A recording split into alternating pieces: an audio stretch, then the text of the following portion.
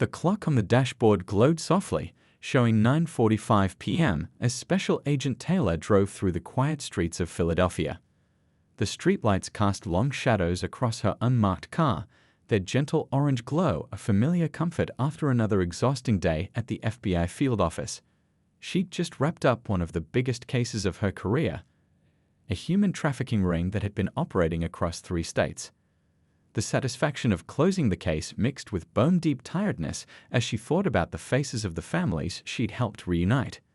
The night air was crisp and autumn leaves skittered across the road as she navigated through the suburban neighborhoods. Her thoughts drifted to the simple pleasures waiting at home, a warm shower, maybe some leftover pasta from yesterday, and the comfort of her favorite oversized armchair. These quiet moments, driving home after making a real difference in people's lives, were when she felt most content with her career choice. She smiled, remembering how her grandmother had always encouraged her to follow this path. "You've got a heart for justice," she would say, "but more importantly, you've got a heart for people." Those words had guided her through the tough days at the academy and the even tougher days in the field. Today had been one of those rewarding days that made all the sacrifices worth it. The radio played softly in the background, some late-night talk show discussing the latest football game. She wasn't really listening, her mind replaying key moments from the day's operation. The look of relief on the victims' faces, the tight hugs of grateful parents, the proud nods from her fellow agents. These were the memories that would stay with her forever. Her unmarked car, a standard-issue black sedan with government plates, blended perfectly with the nighttime traffic. To anyone passing by, she looked like just another professional heading home after a long day at the office. That anonymity was part of the job, though sometimes it felt strange to carry such significant responsibilities while appearing so ordinary to the outside world. Traffic was light at this hour, and the streets were peaceful. A few restaurant workers were closing up shop, and occasional dog walkers bundled in light jackets strolled along the sidewalks. It was the kind of normal, quiet evening that reminded her why she worked so hard to keep communities like this safe. She'd been with the Bureau for 8 years now, and nights like this still felt surreal sometimes. Fresh out of college, she never imagined she'd be here, making real change in people's lives. Her desk at the field office was covered with thank you notes from families she helped over the years. Each one represented a story, a life changed, a wrong made right. The day's success would mean paperwork tomorrow, lots of it. But tonight, she could simply be proud of what her team had accomplished. They'd shut down a dangerous operation, brought criminals to justice, and most importantly, helped vulnerable people find their way back to safety and freedom. As she turned onto the familiar street leading to her neighborhood, she felt grateful for these peaceful moments. In her line of work, you learn to appreciate the quiet times, knowing they could change in an instant. Little did she know, this ordinary drive home was about to become anything but quiet. She adjusted the air conditioning, letting the warm air chase away the slight chill that had crept in. Her phone sat silent in its holder, the screen occasionally lighting up with news alerts about the day's events. None mentioned the trafficking ring yet. That news would break tomorrow, after all the proper channels were notified. The suburban houses lined up along the street like faithful sentinels, their windows glowing with welcoming light. Some still had their Halloween decorations up, even though Thanksgiving was just around the corner. These small signs of normal life, of communities going about their regular routines, were exactly what she'd sworn to protect. Just as she was thinking about what show she might watch before bed, something in her rearview mirror caught her attention. Red and blue lights suddenly pierced the darkness, and her training kicked in before her mind could even process what was happening. This routine drive was about to take an unexpected turn, one that would challenge everything she knew about being on both sides of the law. The flash of red and blue lights transformed the quiet suburban street into a swirling kaleidoscope of color. Special Agent Taylor's heart rate picked up slightly, not from fear, but from the sudden shift in atmosphere. Even after years of law enforcement experience, seeing those lights in your rearview mirror stirred something primal in your gut. She knew exactly what to do. 8 years with the Bureau had drilled these procedures into her bones. Slowly and deliberately, she eased her foot off the gas pedal, clicked on her right turn signal, and guided her vehicle toward the curb. Her movements were smooth and controlled, nothing that could be interpreted as suspicious or threatening. The unmarked sedan came to a gentle stop under a streetlight, a conscious choice that would give both her and the approaching officer better visibility. She could see the patrol car in her mirrors, its headlights bright against the darkness. Her mind quickly ran through possible reasons for the stop. She hadn't been speeding, her registration was current, all her lights were working. Perhaps there was a broken taillight she hadn't noticed. Following ingrained protocol, she turned off her engine but left the keys in the ignition. Her interior lights were switched on, and her hands found their place at 10 and 2 on the steering wheel, visible and non-threatening. Through her side mirror, she watched the police officer emerge from their vehicle.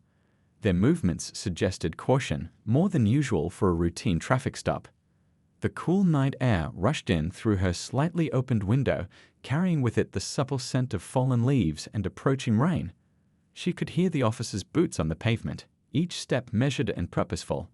Her training told her to stay still, but her instincts as a fellow law enforcement officer made her want to turn around to establish that professional connection. The beam of a flashlight swept across her rear window, then her side mirror. She kept her eyes forward, maintaining her composed posture. The light's reflection showed two officers approaching, one on each side of her vehicle. This wasn't standard procedure for a simple traffic violation. Something else was going on. Her mind raced through recent police bulletins she'd seen at the office. Had there been reports of suspicious vehicles in the area?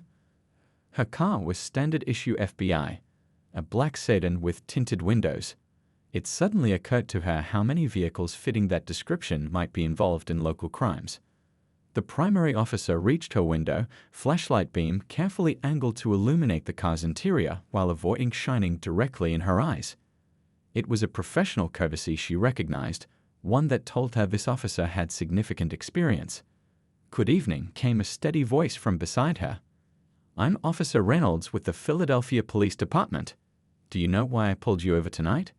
She kept her hands visible on the steering wheel, voice calm and clear as she responded, "No, officer, I don't." Years of training had taught her to be truthful but concise.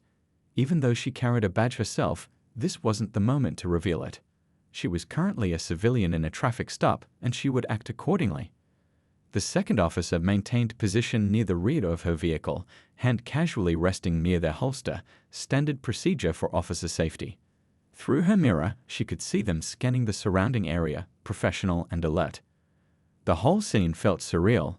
Being on this side of law enforcement interaction was like looking through a mirror at her own daily work. "I'll need to see your license and registration," Officer Reynolds continued, maintaining a professional but cautious tone. The way he stood slightly behind her doorframe, the angle of his flashlight, the positioning of his partner, everything spoke of heightened alertness. This wasn't about a broken taillight. "Of course, officer," she replied, her voice steady. "My registration is in the glove compartment, and my license is in my purse on the passenger seat. I'm going to reach for them now, if that's all right." She narrated her movements before making them, a habit born from years of field experience. She knew all too well how quickly routine situations could turn dangerous if clear communication wasn't maintained. The tension in the air was palpable as she waited for permission to move. A distant siren wailed somewhere in the city, and a car passed on the cross street, its headlights briefly illuminating the scene. In that flash of light, she caught a glimpse of Officer Reynolds' face in her side mirror, young but experienced, with the focused expression of someone who had learned not to take any situation for granted. She could feel the weight of her FBI badge in her jacket pocket, knowing it would change the entire dynamic of this encounter. But timing was crucial. In her experience, the best way to handle this situation was to follow procedure exactly, to let the officers maintain control of the stop until the right moment presented itself. The night had suddenly become much more interesting than the quiet drive home she'd anticipated. As she waited for Officer Reynolds' response, she couldn't help but think about how this encounter would test everything she knew about being on both sides of the badge. What happened next would depend entirely on how she handled these crucial first moments of interaction. Something in Officer Reynolds' stance made Special Agent Taylor pause before reaching for her documents. Years of reading body language told her that this situation was more serious than a routine traffic violation. The officer's partner had taken another step forward, their hands still hovering near their holster, radio quietly crackling with background chatter. "Please proceed slowly," Officer Reynolds directed, his flashlight beam steady on her hands. The words were professional, but there was an edge to them that spoke volumes. She noticed how his free hand stayed ready, how his eyes constantly scanned the vehicle's interior. These weren't the actions of an officer dealing with a simple traffic stop. As she reached carefully toward the glove compartment, she caught fragments of radio communication from the second officer's position. Matching description, recent incidents, proceed with caution. The pieces started falling into place.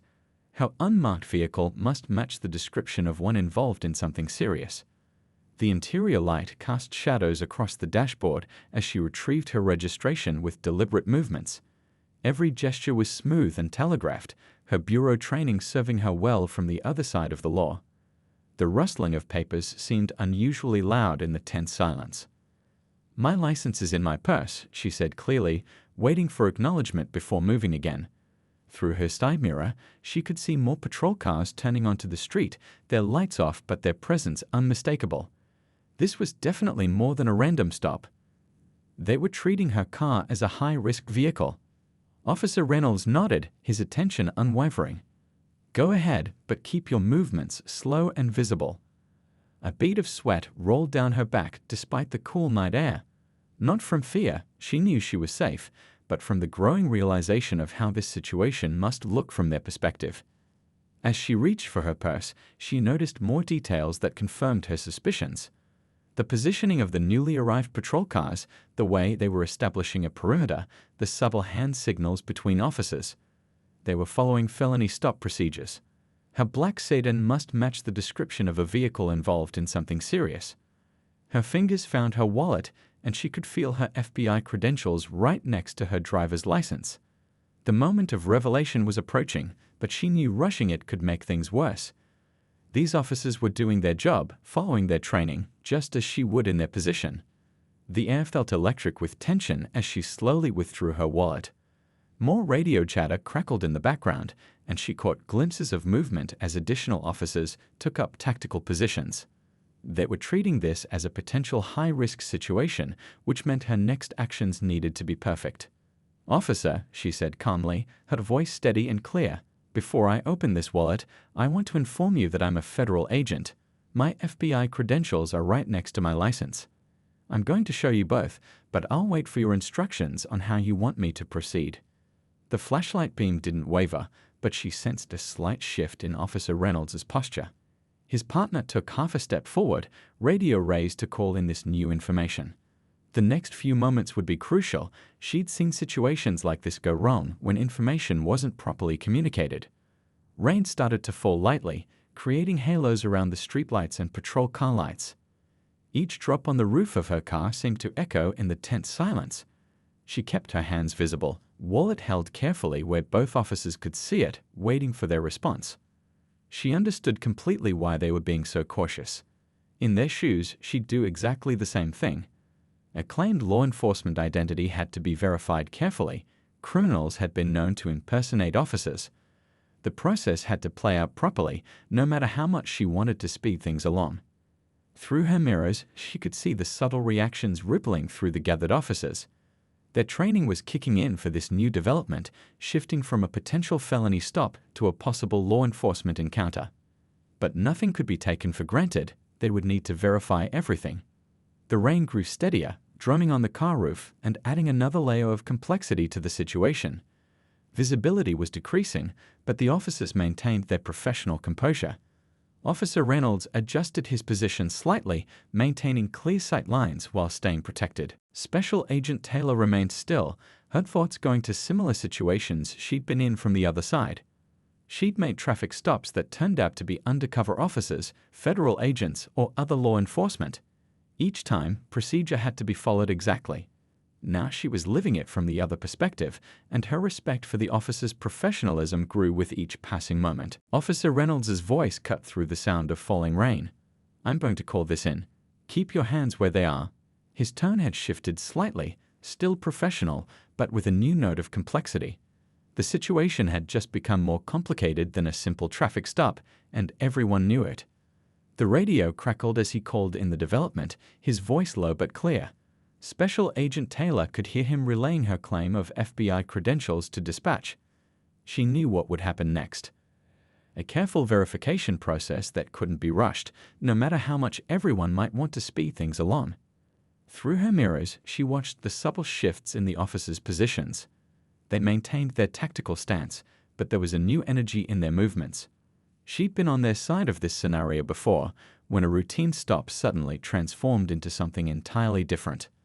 "Ma'am," Officer Reynolds spoke again. "I need to inform you that your vehicle matches the description of one involved in a series of armed robberies in the area." He paused, letting that information sink in. Black sedan, tinted windows, similar body style. The last incident was reported less than an hour ago. The pieces clicked into place. Her unmarked FBI vehicle was practically identical to the description he'd just given. No wonder they'd approached with such caution. She thought about the string of alerts she'd seen at the office about a crew hitting local businesses, always in a black sedan with tinted windows. "I understand completely, officer," she replied, keeping her voice steady and professional. "That explains the response, and you're doing exactly what you should. Would you like me to tell you where my credentials are and how to access them, or would you prefer to wait for verification from dispatch?" The rain continued to fall, creating a curtain of water that reflected the red and blue lights in a kaleidoscope of color. More patrol cars had arrived, their silhouettes visible through the rain. She could hear dispatchers working to verify her identity through official channels. "Let's wait for dispatch," Officer Reynolds decided, maintaining his professional demeanor. "In the meantime, can you tell me where you're coming from?" It was a standard question, but she knew its importance. They were building a timeline, checking it against reported incidents. "I'm heading home from the FBI field office downtown," she explained, hands still visible on the wheel. "We just wrapped up a major case today, a human trafficking operation. I can give you the name of my supervising agent once dispatch confirms my identity." She watched the officers process this information. Their training would tell them to be skeptical. Anyone could claim to be law enforcement. But she could also see them noting the professional way she handled herself, her knowledge of procedure, the way she anticipated their needs for verification. Through the passenger window, she could see Officer Reynolds' partner speaking into their radio, likely coordinating with dispatch and running additional checks. The process would take time, but it was necessary. In law enforcement, assumptions could be deadly. The minutes ticked by, marked by the steady drum of rain and the occasional burst of radio static. She thought about how this scene must look from the outside. Multiple patrol cars, lights flashing in the rain, officers in tactical positions around a suspicious vehicle. It was like something from a movie, except this was all too real. More interesting than the procedural aspects was watching the subtle shift in the officer's body language as preliminary verification started coming in.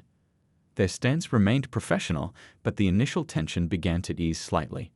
They'd been prepared for a potentially dangerous suspect. Instead, they'd found a colleague. Finally, a clear voice came over the radio. "Dispatch to Unit 217. Identity confirmed. Subject is a verified federal agent." The change in the atmosphere was immediate but controlled. No one dropped their professional demeanor, but there was a collective easing of tension. Officer Reynolds lowered his flashlight slightly, though he maintained his position. "Thank you for your patience and cooperation," he said, his voice carrying a new note of professional respect. "We still need to verify your physical credentials, but now we can do that under slightly more relaxed circumstances." Special Agent Taylor nodded, still keeping her movements measured and clear. "Of course. Would you like me to show you my badge and ID now?" She knew this part of the procedure well. Physical verification was just as important as the database confirmation. It was all part of the intricate dance of law enforcement cooperation. With dispatch confirming her identity, Special Agent Taylor kept her movements slow and deliberate as she reached for her credentials. The rain had settled into a gentle drizzle, the water droplets catching the flashing lights of the patrol cars. Even though her status was confirmed, she knew the importance of maintaining professional protocol. "I'm going to reach into my jacket now," she announced clearly, watching Officer Reynolds nod in acknowledgement. Her FBI badge felt familiar in her hands as she carefully withdrew it, holding it where the beam of the flashlight could clearly illuminate both her photo ID and the golden shield. Officer Reynolds stepped slightly closer, examining her credentials with practiced eyes. His partner maintained their position, still professional but noticeably more relaxed. Around them, other officers began standing down from their tactical positions, though they remained alert and watchful. "Thank you, Agent," Officer Reynolds said, his voice carrying a tone of professional respect. "Sorry about all this, but with those robberies happening so close by." He handed her credentials back, and she could see the slight shift in his posture, from high alert to professional courtesy. "No apologies needed, officer," she replied warmly. "You were following procedure perfectly. I would have done exactly the same thing in your position." She meant it sincerely. Their response had been by the book, exactly what she'd want to see from law enforcement handling a potentially dangerous situation. The second officer stepped forward now, introducing himself as Officer Chen. "We've had 3 armed robberies in the past week," he explained, his voice carrying the weariness of long hours on patrol. All of them involved a black sedan with tinted windows. The latest one was just about an hour ago, not far from here. Special Agent Taylor nodded thoughtfully. "I've seen the bulletins at the office. Would it help if I shared what we know about similar patterns in other jurisdictions?" She knew how valuable cross-agency cooperation could be, especially with criminals who didn't respect jurisdictional boundaries. The rain had almost stopped now, leaving behind a glistening sheen on the patrol cars and wet pavement. Several other officers had gathered nearby, maintaining a professional distance but clearly interested in the conversation. It wasn't every day that a potential high-risk stop turned into an opportunity for inter-agency networking. "Actually, that would be incredibly helpful," Officer Reynolds said, pulling out his notebook. "We've been trying to establish if these robberies are connected to any larger patterns." The conversation had shifted completely now, from a tense traffic stop to a professional collaboration. She thought about the files she'd seen crossing her desk. "There's been a similar series of robberies in the next county," she shared, careful not to disclose any sensitive information. "The timing patterns are almost identical, always between 8 and 10 p.m., always targeting smaller businesses with minimal security." The officers listened intently as she outlined the basic pattern she observed. Other patrol officers had drawn closer, their experience telling them that this kind of informal information sharing could be invaluable. One of them mentioned a similar case from their previous precinct, adding another piece to the puzzle. "The vehicle description matches perfectly," Officer Chen noted, jotting down some notes. "They're probably using stolen cars or switching plates. That's why every black sedan becomes suspicious after dark." He glanced apologetically at her car, and they shared a knowing look about the challenges of driving an unmarked vehicle. What had started as a tense encounter was transforming into something unexpectedly valuable. Officers were sharing observations, comparing notes about suspicious vehicles they'd spotted, building a more complete picture of the criminal activity in their area. Special Agent Taylor found herself impressed by their attention to detail and professional dedication. These weren't just cops doing a job. These were skilled law enforcement officers working tirelessly to protect their community. She'd seen the same dedication in her FBI colleagues, and it reminded her that beneath different badges, they all shared the same mission. "I can have our analysts send over some data about similar patterns we've seen," she offered. "Sometimes these crews work across multiple jurisdictions, thinking it'll make them harder to catch. But when we share information like this," she let the implications hang in the air, and several officers nodded in understanding. The night had taken an unexpected turn, but maybe it was exactly what needed to happen. Here, standing on a rain-soaked street surrounded by patrol cars, barriers between federal and local law enforcement were quietly dissolving. Real cooperation didn't always happen in official meetings. Sometimes it happened during chance encounters like this. As the group of officers shared information about the robbery cases, Officer Reynolds' expression changed subtly. He glanced at his partner, then back to Special Agent Taylor. "You know it," he said, his voice taking on a more personal tone. "This reminds me of something that happened 5 years ago. Lost my best friend and partner that night during what we thought was a routine traffic stop." The mood shifted among the gathered officers. Some nodded in understanding, others looked down briefly. They all knew the risks of the job. The rain had stopped completely now, leaving behind a heavy silence broken only by distant city sounds and the occasional crackle of radio traffic. We were looking for a similar vehicle back then, Officer Reynolds continued, his voice steady but carrying the weight of memory. Dark sedan, suspected in a series of robberies. Except that night, we weren't as careful as we should have been. Got complacent on what we thought was just another false alarm. Special Agent Taylor listened intently, recognizing the importance of this moment. This wasn't just small talk. This was a veteran officer sharing a crucial life lesson with both his colleagues and a federal agent. The kind of story that didn't make it into official reports, but carried deep wisdom for anyone wearing a badge. That's why we approached your car the way we did tonight, Officer Chen added, supporting his partner's openness with his own. Every traffic stop, every vehicle check, we treat them all with the same level of awareness now. Some people might think we're being too cautious, but you're being exactly as cautious as you need to be, Special Agent Taylor finished for him. She paused, then shared her own story. 3 years ago, I almost missed something crucial during an undercover operation because I was rushing. Thought I had everything figured out, thought I could skip some steps in the process. The officers gathered closer, their attention focused on her words. Even the newer officers, who had been hanging back, drew nearer. These were the kinds of experiences that couldn't be taught in any academy. They had to be shared, officer to officer, in moments like this. What happened? One of the younger officers asked, their voice carrying the eagerness of someone still learning the nuances of the job. Got lucky, she replied honestly. My backup team caught what I missed. But it taught me something I'll never forget. There's no such thing as a routine day in this job. Whether you're FBI, local police, or any other branch of law enforcement, the moment you start thinking something's routine is the moment you need to check yourself. Officer Reynolds nodded slowly, understanding exactly what she meant.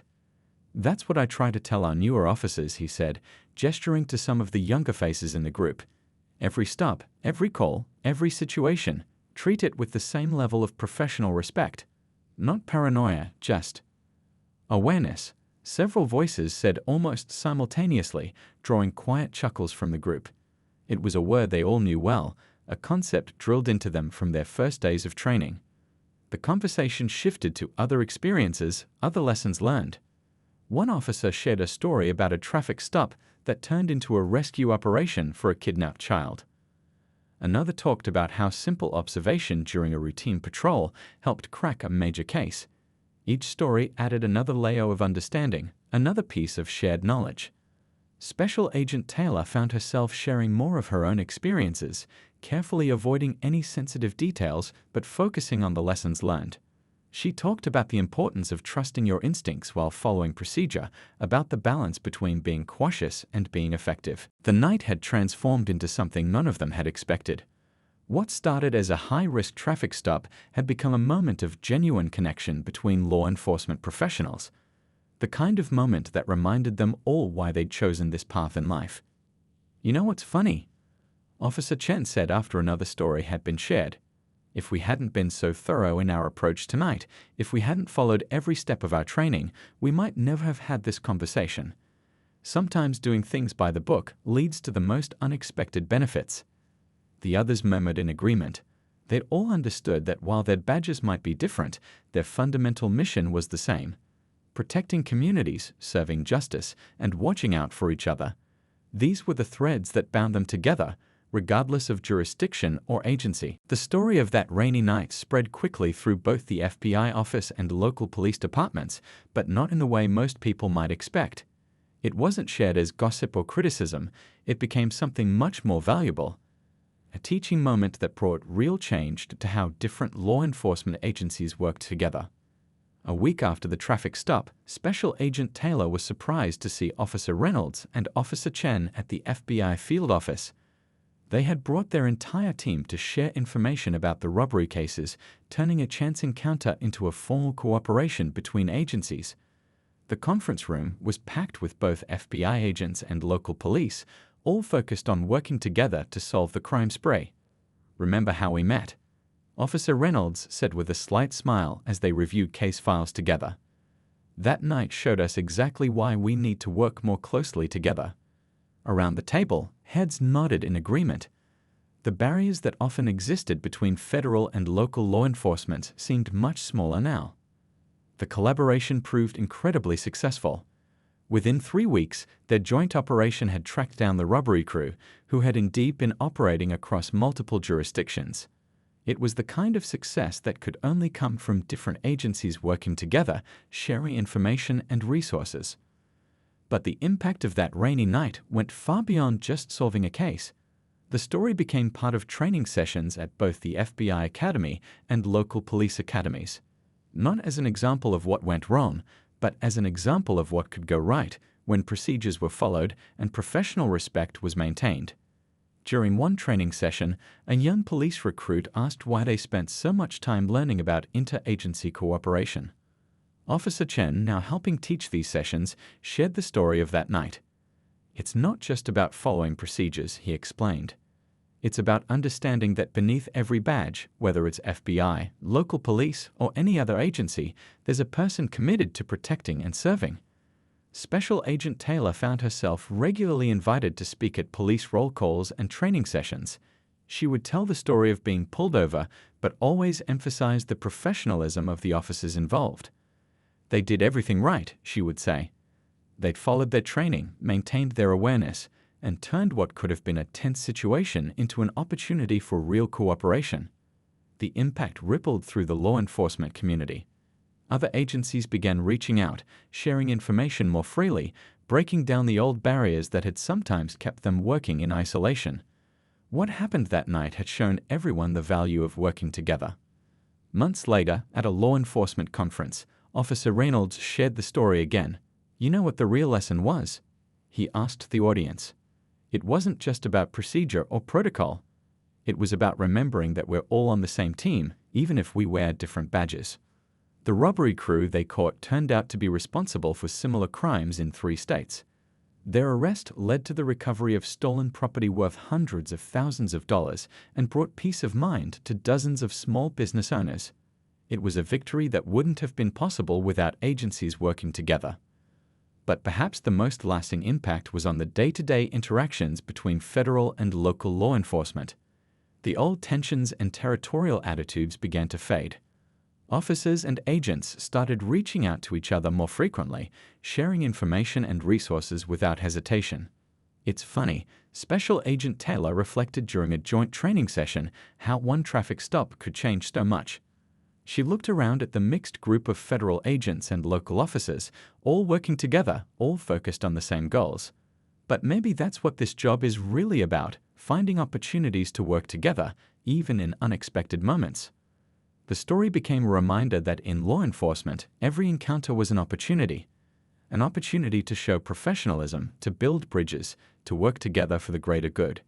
It proved that sometimes the most powerful moments weren't the dramatic arrests or big operations, they were the quiet moments of understanding and cooperation. A year after that rainy night, the FBI field office and local police department had established regular joint training sessions and information-sharing meetings. What started as a potentially tense traffic stop had grown into a model of interagency cooperation that other cities were starting to notice and copy. "You know what makes this story special?" Officer Chen asked during one of these joint sessions. "It's not about federal versus local, or about who gets credit for what. It's about remembering that we're all working toward the same goal, keeping our communities safe."